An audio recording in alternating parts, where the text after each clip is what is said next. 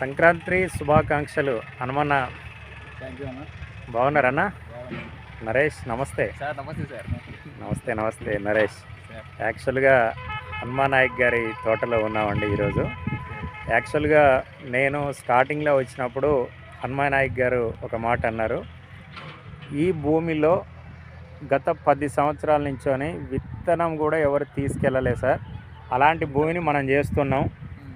భయం అవుతుంది సార్, పెట్టుబడి బాగా అయిద్దాం అని చెప్పి మళ్ళీ భయం అవుతుంది. తోట అయితే వేసినలే కానీ ఒక పక్క చనిపోతుంది, ఒక పక్క వైరస్ అంటున్నారు. ఇదంతా కొద్దిగా ఇబ్బందికరంగా ఉంది సార్. దీన్ని ఎట్లా సార్ మరి అని చెప్పి మన దగ్గరికి శ్రీనివాస్ గారి ద్వారా రావటం జరిగింది. ఈరోజు ఒక క్రాప్ అనేది మంచిగా సెట్ అయింది.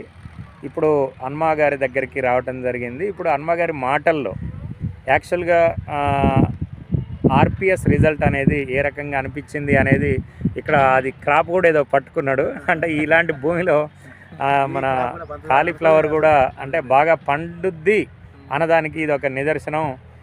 హనుమ గారు, ఇప్పుడు మన ఆర్పిఎస్ రిజల్ట్ అనేది మీకు ఏ రకంగా అనిపించింది సార్? చాలా మంచిగా అనిపించింది. నా తోటి రైతులు కూడా చాలా మందిని పంపించిన. ఓకే ఓకే, అందరు తీసుకొచ్చారు. ఓకే, ఇప్పుడు కూడా ఫోన్లు వస్తూనే ఉన్నాయి. ఓకే సార్, నెక్స్ట్ వచ్చే సంవత్సరానికల్లా ఓకే ఏ టు జెడ్గా ఆర్పిఎస్ స్టార్టింగ్ నుంచే వాడే తీసుకొస్తారు. అంతేనా సార్?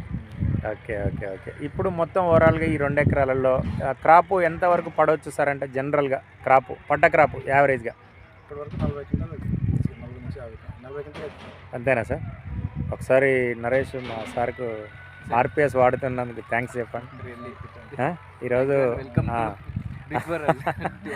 అంటే హనుమ గారి మాటల్లో అంటే ఒక రైతుకు ఆర్పిఎస్ అనేది అండగా ఉంటే మా మేనేజ్మెంట్లో సీడ్ కానివ్వండి, భూమి కానివ్వండి, రెండవది ఏంటంటే ప్రతి స్ప్రేయింగ్ ఎట్లా చేయాలి ఏందనేది కూడా మేము గైడెన్స్ ఇస్తూ ఉన్నాము.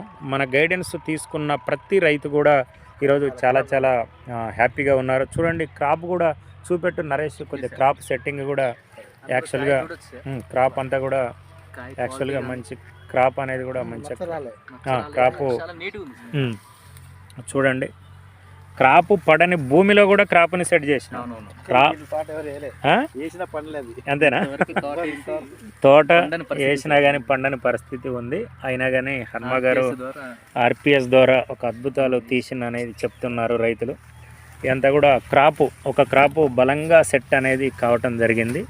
ఇదంతా కూడా చూడండి, ప్రతి చెట్టుకు కూడా మంచి క్రాపు, అద్భుతమైన క్రాపు అనేది సెట్ అయింది. రైతు మాటల్లో విన్నారు కదా, ఒక 40 క్వింటాల్ అయితే యావరేజీ ఇప్పటికీ అనేది చెప్తున్నారు. దీన్ని మా టార్గెట్ ఏంటంటే మళ్ళీ కూడా మే నెల వరకు దీన్ని మనం కాపిద్దాం సార్. ఖచ్చితంగా దీన్ని మే నెల వరకు కూడా ఇదే పచ్చదనం ఉండాలి. ఇప్పుడు మనం ఇక్కడి నుంచి వస్తూ ఉంటే తోటలన్నీ కూడా పచ్చదనం కోల్పోతున్నాయి. హనుమ గారు, పచ్చదనం తగ్గుతుందా దీంట్లో? అసలు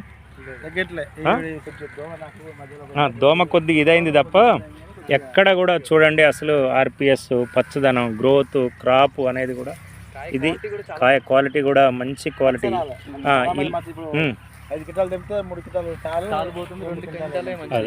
అంటే చూడండి, తాలు కూడా రాలేదు అనేది చెప్తూ ఉన్నారు రైతుల మాటల్లో.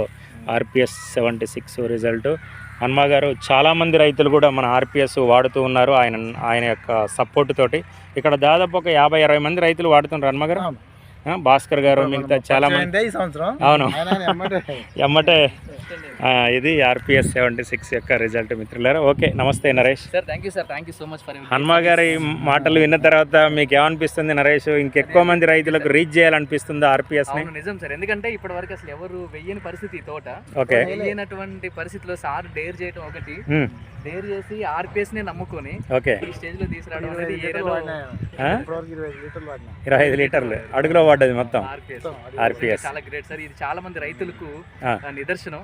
ఆర్పిఎస్ నమ్ముకొని ముందుకెళ్ళడానికి రైతు మిత్రులందరూ ఈ విషయం గమనించాలని కోరుకుంటున్నాం. Thank you sir. నమ్ముకుంటే అసలు ఎవరిని చెడగొట్టదని నాకైతే ఇది అంటే చూడండి, పంట ఎక్కడో పంట అనుకుంటా. అవును అవును, కాలీఫ్లవర్ ఆర్పిఎస్ ఉంది కదా సార్, ఆర్పిఎస్ గింజలు మందులు వేసి కలిపి మొదలు చెప్పిండి నాకు మొదలు వేసేసరికి ఈ విధంగా వచ్చిందంటే మనం గింజ వేస్తే భూమి మనల్ని ఆకి ఉంచదు, భూమిని కాపాడాలి అంతే. మనం భూమికి మంచి పెట్టుబడి పెట్టాలి. ఈ మాట హనుమగారి మాటల్లో విన్నారు కదా, మేము ప్రతిసారి చెప్తూ ఉంటాం, భూమికి పెట్టుబడి పెట్టండి, విత్తనం వేయండి. ఆ విత్తనం మంచి విత్తనం అయితే, భూమి మంచిగా ఉంటే బ్రహ్మాండంగా మీకు దిగుబడులు వస్తాయి.